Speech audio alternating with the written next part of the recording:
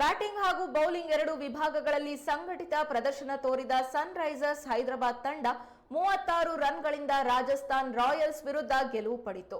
ಆ ಮೂಲಕ 2024ರ Indian premier league ಟೂರ್ನಿಯ ಫೈನಲ್ಗೆ ಲಗ್ಗೆ ಇಟ್ಟಿದೆ. ಮೇ 26ರಂದು ಕೋಲ್ಕತಾ ನೈಟ್ ರೈಡರ್ಸ್ ವಿರುದ್ಧ ಸನ್ರೈಸರ್ಸ್ ಹೈದರಾಬಾದ್ ತಂಡ ಫೈನಲ್ನಲ್ಲಿ ಸೆಣಸಲಿದೆ.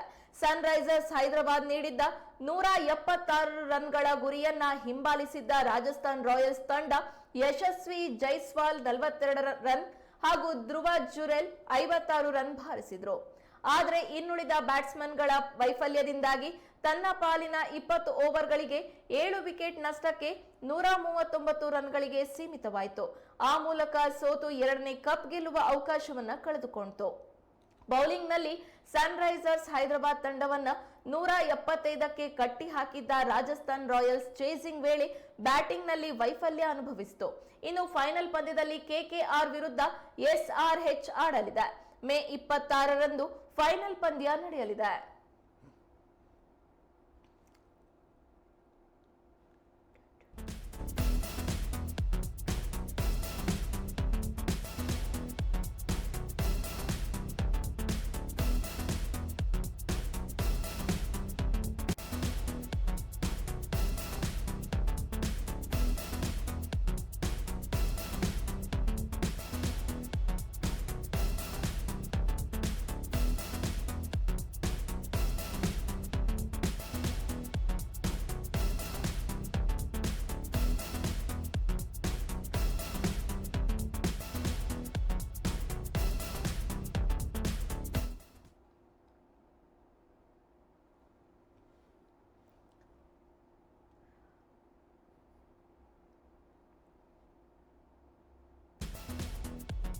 ನಿನ್ನೆ ನಡೆದ ಪಂದ್ಯದಲ್ಲಿ ಸನ್ರೈಸರ್ಸ್ ಹೈದರಾಬಾದ್ ಗೆಲುವು ಕಂಡಿದೆ. ಬ್ಯಾಟಿಂಗ್ ಹಾಗೂ ಬೌಲಿಂಗ್ ಎರಡೂ ವಿಭಾಗಗಳಲ್ಲಿ ಸಂಘಟಿತ ಪ್ರದರ್ಶನ ತೋರಿದ ಸನ್ರೈಸರ್ಸ್ ಹೈದರಾಬಾದ್ ತಂಡ 36 ರನ್ಗಳಿಂದ ರಾಜಸ್ಥಾನ್ ರಾಯಲ್ಸ್ ವಿರುದ್ಧ ಗೆಲುವು ಪಡೆಯಿತು. ಆ ಮೂಲಕ 2024ರ ಇಂಡಿಯನ್ ಪ್ರೀಮಿಯರ್ ಲೀಗ್ ಟೂರ್ನಿಯ ಫೈನಲ್ಗೆ ಲಗ್ಗೆ ಇಟ್ಟಿದೆ.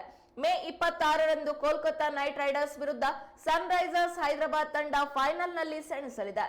ಸನ್ರೈಸರ್ಸ್ ಹೈದರಾಬಾದ್ ನೀಡಿದ್ದ 176 ರನ್ಗಳ ಗುರಿಯನ್ನ ಹಿಂಬಾಲಿಸಿದ್ದ ರಾಜಸ್ಥಾನ್ ರಾಯಲ್ಸ್ ತಂಡ ಯಶಸ್ವಿ ಜೈಸ್ವಾಲ್ 42 ರನ್ ಹಾಗೂ ಧ್ರುವ ಜುರೇಲ್ 56 ರನ್ ಬಾರಿಸಿದ್ರು.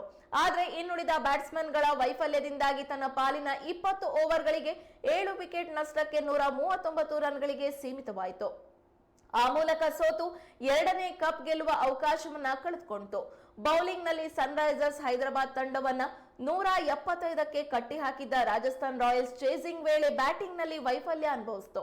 ಇನ್ನು ಫೈನಲ್ ಪಂದ್ಯದಲ್ಲಿ ಕೆಕೆಆರ್ ವಿರುದ್ಧ ಎಸ್ಆರ್ಎಚ್ ಆಡಲಿದೆ. ಮೇ 26ರಂದು ಫೈನಲ್ ಪಂದ್ಯ ನಡೆಯಲಿದೆ.